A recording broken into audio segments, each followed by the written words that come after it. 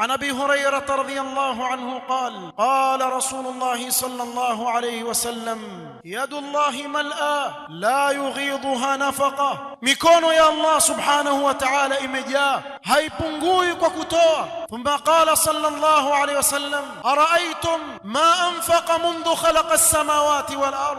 Je, mwaonaje kile alichokitoa Allah subhanahu wa ta'ala kutoka aumbe mbingu na ardhi? Ni wangapi katika watu waliowaruzuku Allah subhanahu wa ta'ala mpaka leo? Na mpaka leo watu wala katika riziki za Allah subhanahu wa ta'ala. Mpaka leo watu wako katika neema za Allah subhanahu wa ta'ala mbalimbali.